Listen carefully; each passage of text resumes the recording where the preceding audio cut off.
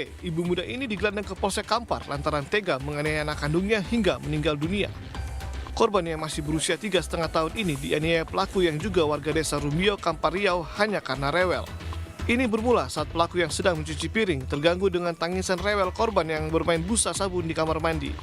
Pelaku yang kesal lalu menganiaya korban menggunakan gayung dan tangan kosong hingga korban meninggal dunia. Pelaku lalu memandikan dan membaringkan jasad korban di ruang tamu.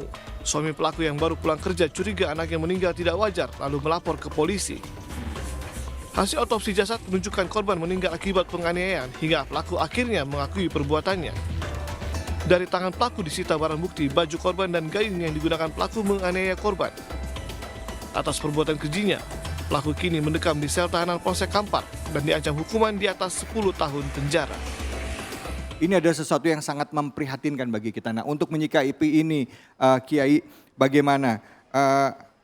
Apa sih kira-kiranya hukuman bagi orang tua yang zolim terhadap anaknya? Dan bagaimanalah menyikapi secara umum dulu ya terhadap tayangan viral ini? Silakan. Kiai. Terima kasih Mas David. Jadi kepada para bunda, orang bijak tuh menyebutkan al-ummahat tarbiyatul ula lil aulad.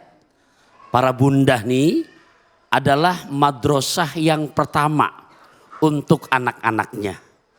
Jadi pantas kalau Nabi ditanya, ya Rasul, man ahakkun nas bihusni sahabati, siapa duluan ya Rasul yang paling aku lebih akrabin ya dalam bersahabat dalam rumah tangga antara anak sama orang tua. Nabi jawab ummuka. Kultu summaman, siapa lagi Rasul? Ummuka, sampai 3 kali. Nah, lantas bagaimana kalau kita lihat tanggapan dan penjelasan dalam Al-Quran di surat keempat, juz keempat ayat ke-9, pemirsa disimak yang sekiranya sambil menyaksikan. Jadi surat keempat, juz keempat ayat ke-9. Ini jamaah Sitin As-Salam hafalnya 30 juz apa juz 30? Ya, ya, juz 30. Semua setengah depan atau bagian akhir aja. Selingan, sayur katuk ya dari Borobudur. Kalau ngantuk biasa gampang tidur gitu kan. Nah ini kita ganti soto babat sayur katuk selingan sebagai obat ngantuk. Ya, inti ketelatan ngucap cakepnya. Anda udah pantun 3 kali. Baik, saya teruskan. Makanya ini sebagai orang tua. Ya jelas, kenapa Ustadz nggak disebutin yang namanya suami? Justru madrasah buat ibu, nah kepala sekolahnya kita bapak, pimpinannya. Nah makanya di Quran surat An-Nisa ayat 9, Allah ngasih wanti-wanti banget. Wal yakhshalladzina law taraku min khalfihim dzurriyyatan di'afa khafu alaihim falyattaqullah wal yaqulu qaulan sadida. Hendaknya hai Taufikur Rahman. Tadi kalau saya ibaratkan kita kepala sekolahnya. Hendaknya wahai para bunda sebagai madrasah pertama untuk anak-anaknya. Ada rasa khawatir sekiranya di peninggalan kita meninggalkan zuriat yang diafa, yang lemah. Lemah SDM, lemah juga iman. Nah oleh karenanya ini terjadi Mas David. Pertama bisa sampai membunuh. Imannya lagi nggak ada itu.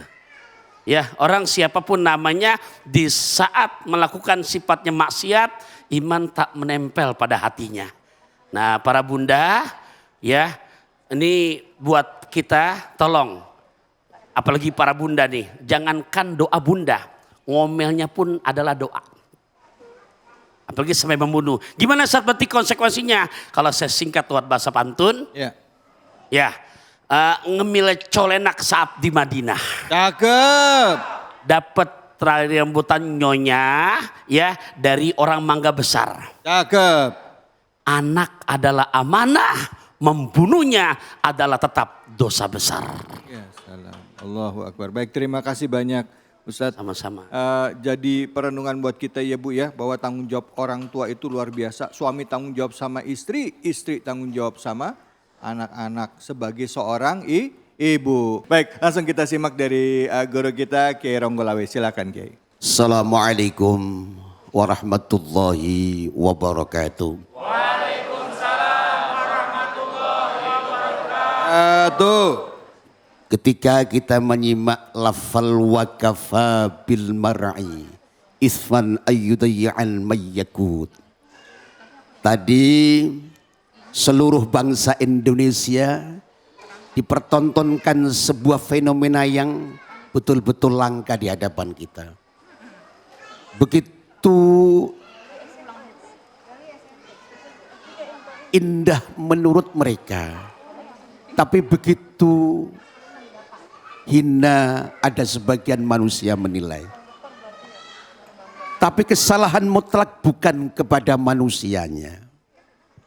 Maka ketika berbicara tentang kafa bil mar'i isman ayyadfa'a ayyakut. Di sini Allah perjelas. Pendidikan yang pertama jangan sampai terledor.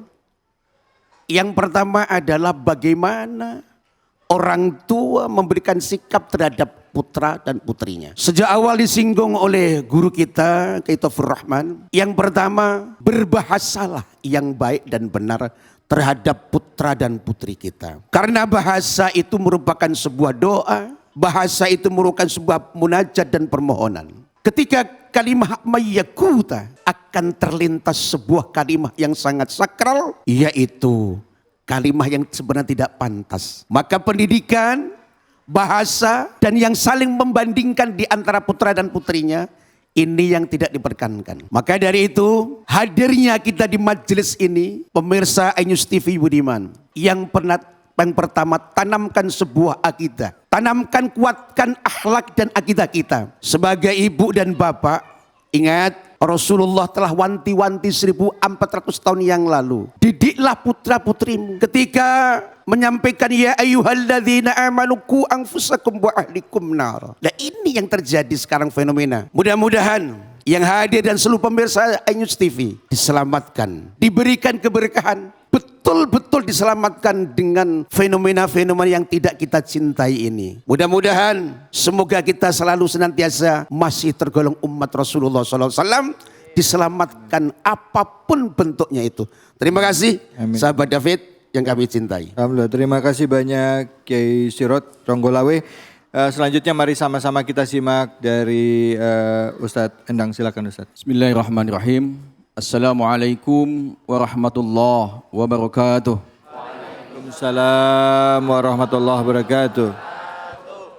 Alhamdulillahi rabbil alamin. Wal aqibatu lil muttaqin wa la udwana illa 'alal zalimin. Allahumma salli wa sallim ala sayyidina Muhammad wa ala alihi wa sahbihi ajma'in. Amma ba'd.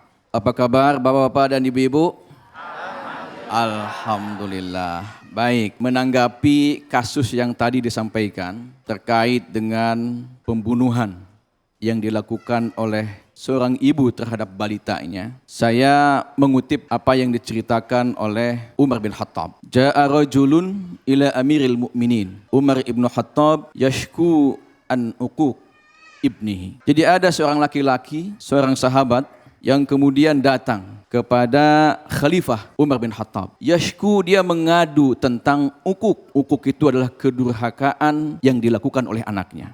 Kata laki-laki itu, ya Amirul Mukminin, tolong nasihati dia nih. Dia ini sudah melakukan kedurhakaan kepada saya selaku bapaknya. Maka kemudian Umar bin Khattab menyampaikan nasihat kepada anaknya, anak laki-laki itu. Nah, kenapa engkau membangkang orang tua kamu? Kenapa engkau mendurhakai orang tua kamu? Bukankah ridho Allah itu tergantung pada ridho orang tua? Apa kata si anak? Kata si anak kemudian berkata kepada Umar bin Khattab, Ya Umar bin Khattab, ya Amirul Mukminin, kalau kemudian ada kewajiban, ada hak anak untuk berbakti kepada kedua orang tua, apakah kemudian orang tua punya kewajiban juga punya haknya kepada anaknya? Apa kata Umar bin Khattab? Iya. Orang tua juga punya kewajiban kepada anaknya. Apa kata Umar bin Khattab? Ada 3 dalam riwayat itu disebutkan. Pertama adalah ayyan taqiya ummahu. Adalah bagaimana kemudian menafkahi ibunya. Berarti ibunya itu adalah istri dari bapaknya. Menafkahi dengan sesuatu yang bersih. Membersihkan ibunya. Itu yang pertama. Kemudian yang kedua apa? Umar bin Khattab kemudian menjawab. Yang kedua adalah ayyuhassina adabahu. Atau ayyuhassina ismahu wa adabahu. Adalah memperbaiki ismahu, memberikan nama yang baik bagi anaknya. Yang kedua. Dan juga adalah mengajarkan akhlak kepada anaknya itu. Kemudian yang ketiga apa? Yang ketiga adalah ayyu'allimahul kitab. Adalah mengajarkan kepada anak itu tentang Alkitab atau Al-Quran. Mengajarkan Al-Quran. Ada 3 ini. Apa kata si anak itu kepada Umar bin Khattab? Ya Umar bin Khattab, bapakku tadi yang meminta aku dinasihati oleh engkau ya Amirul Mukminin tidak melakukan 3 hal tersebut. Tidak kemudian menafkahi ibuku. Tidak memberi nama yang baik kepadaku. Dia memberi nama aku Ju'ala. Ya. Sesuatu nama yang tidak baik. Dan dia tidak pernah sedikit pun mengajarkan kepadaku tentang Al-Quran. Dia tidak pernah mengajarkan satu huruf pun padaku. Bapakku ini tidak pernah melakukan 3 hal ini. Apa kemudian kata Umar bin Khattab? Maka dia kemudian berpaling kepada bapaknya itu. Wahai bapak, apakah betul tadi yang diucapkan oleh anakmu? Iya, aku memang tidak melakukan 3 hal ini. Maka kata siapa? Kata Umar bin Khattab, engkau yang durhaka. Engkau yang durhaka kepada anakmu ini. Ini artinya apa? Dari cerita ini, sering mungkin yang kita mendengar adalah apa? Yang kita dengar adalah anak yang durhaka. Kita dengar ceritanya maling kundang, kita dengar ceritanya banyak sekali. Ya. Yang menjelaskan tentang kedurhakaan anak kepada orang tuanya. Yang membangkang anak kepada orang tuanya. Nah dalam kesempatan itu, kata Umar bin Khattab bahwa ternyata ada juga istilah orang tua durhaka kepada anaknya. Ini yang 3 hal tadi. Nah, membunuh apalagi. Tentu itu lebih daripada hewan. Kalau kita lihat gimana hewan, begitu sayangnya dia akan membela bagaimanapun itu anaknya. Dia akan memberi makan walaupun dia lapar. Dia akan melindungi dari serangan musuh walaupun itu membahayakan dirinya.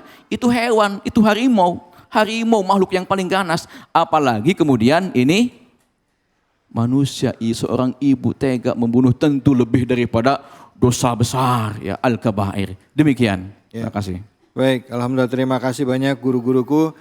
Jangan kemana-mana, kita akan lanjut lagi. Tetaplah di Cahaya Hati Indonesia.